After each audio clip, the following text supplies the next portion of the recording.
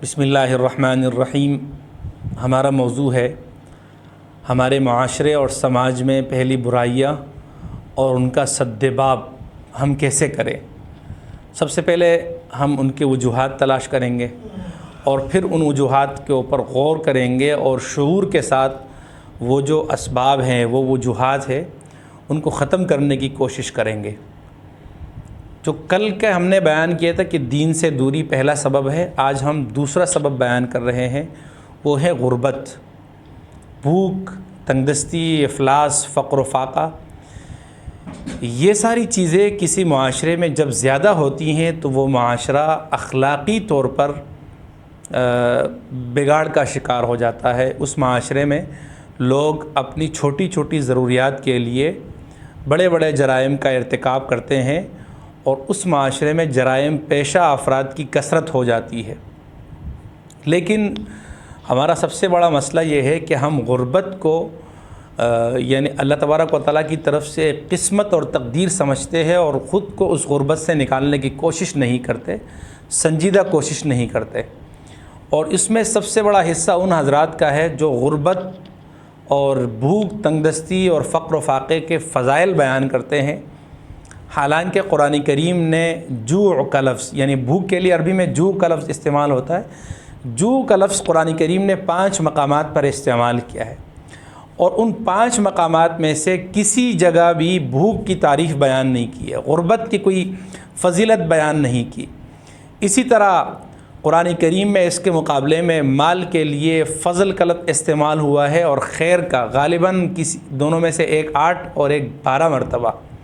اور یہ دونوں اللہ تبارک و تعالیٰ کی طرف سے ایک نعمت کے طور پر یہ استعمال ہوئے ہیں، یعنی احسان ہے اللہ کا، ایک نعمت ہے کہ آپ کو مال سے نوازا۔ اب قرآن کریم میں جن 5 مقامات پر جوع کا لفظ استعمال ہوا ہے، بھوک، ان میں سے سورہ بقرہ میں اللہ رب العزت نے بھوک کو بطور آزمائش کسی معاشرے پر مسلط کرنے کے متعلق بتایا ہے۔ وَلَنَبْلُوَنَّكُمْ بِشَيْءٍ مِّنَ الْجُوعِ وَالْخَوْفِ وَنَقْصٍ مِّنَ الْأَمْوَالِ وَالْأَنفُسِ وَالثَّمَرَاتِ وَبَشِّرِ الصَّابِرِينَ، کہ ہم تمہارے آزمائش لیں گے بھوک اور مالوں میں سے کمی کر کے، کبھی وفات یعنی حادثات میں لوگ مر جاتے ہیں، شہادتیں ہو جاتی ہیں، تو کبھی کبھار یہ آزمائش کی صورت میں آتے ہیں۔ اسی طرح قرآن کریم نے ایک بستی کی مثال بیان کی ہے کہ ضرب اللہ مثلا قریۃ کانت آمنۃ مطمئنۃ یأتیہا رزقہا رغدا من کل مکان فکفرت بانعم اللہ فاذاقہا اللہ لباس الجوع، کہ اللہ تعالیٰ نے ایک بستی کی مثال بیان کی ہے جہاں امن و امان، سکون، شانتی تھی، رزق وافر مقدار میں موجود تھا۔ اس بستی والوں نے اللہ کی ناشکری کی تو اللہ نے عذاب کے طور پر لباس الجوع، بھوک کا لباس انہیں پہنایا۔ گویا بھوک لباس کی طرح ان کے ساتھ چپک گیا، جس طرح لباس انسانی بدن کو ڈھانپتا ہے، تو بھوک نے اس پورے معاشرے کو ڈھانپ لیا اور وہ بدترین افلاس کا شکار ہو گئے، تنگدستی ان میں آنے لگی۔ یہ عذاب کے طور پر ہے۔ اسی طرح قرآن کریم میں سورہ اعراف میں آدم علیہ السلام سے اللہ تبارک و تعالیٰ نے خطاب کیا ہے کہ اے آدم ان لک الا تجوع فیہا ولا تعری، یہ جنت ایسی جگہ ہے جہاں آپ کو بھوک نہیں لگے گی۔ گویا بھوک نہ لگنا، غربت نہ ہونا، یہ اللہ تبارک و تعالیٰ کی طرف سے ایک نعمت ہے، بطور نعمت جنتیوں کو بھوک نہیں لگے گی۔ اسی طرح جہنمیوں کے متعلق قرآن کریم میں یہ لفظ استعمال ہوا ہے کہ لا یسمن ولا یغنی من جوع، کہ ان جہنمیوں کی خوراک ایسی ہوگی، انہیں ایسی چیزیں کھلائی اور پلائی جائیں گی جو ان کے بھوک کو نہ مٹا سکے، یعنی مسلسل وہ بھوکے رہیں گے، اور جس کی وجہ سے یہ اللہ تبارک و تعالیٰ کے عذاب کی وجہ سے، تو گویا بھوک، غربت یہ ایک عذاب کی صورت میں ہے۔ سورہ قریش میں اللہ رب العزت نے مکے والوں پر ایک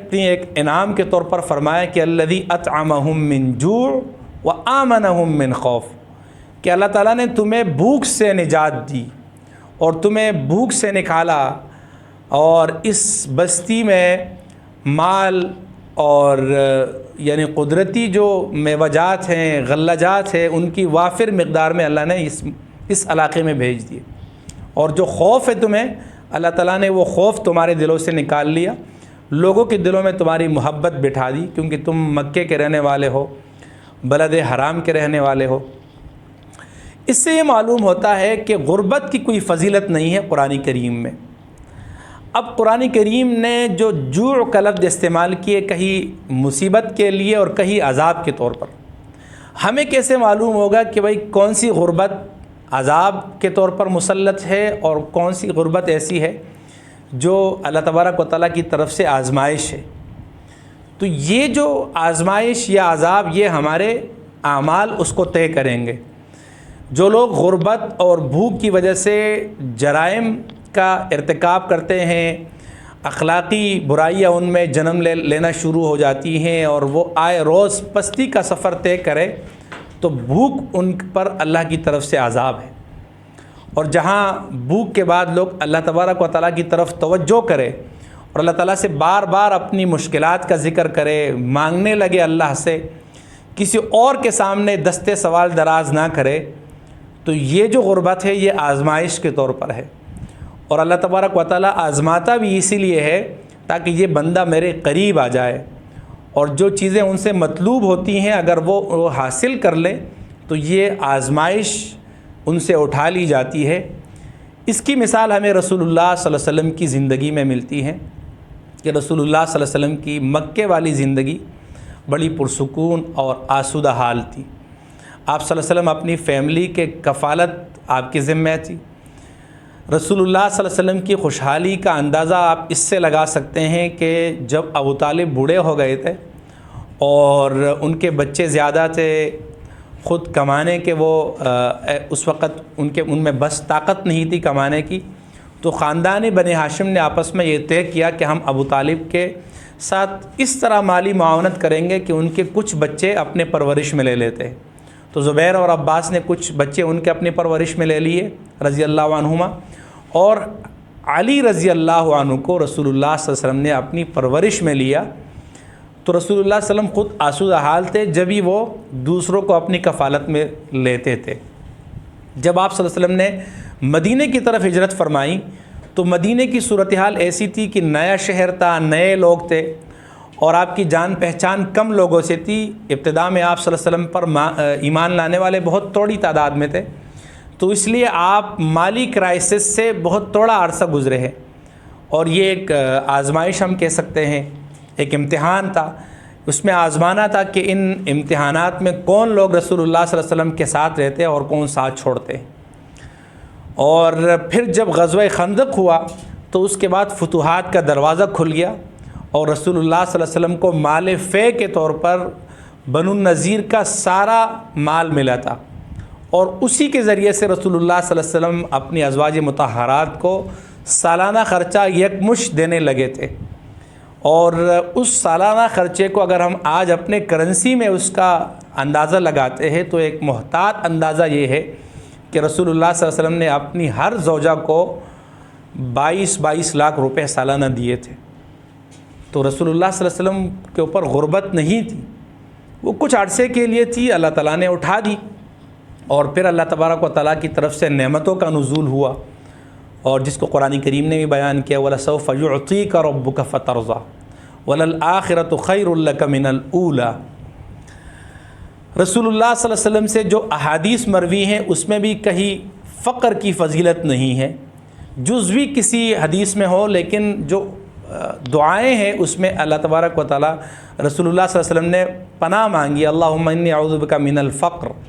اللہم انی اعوذ بک من غلبۃ الدین،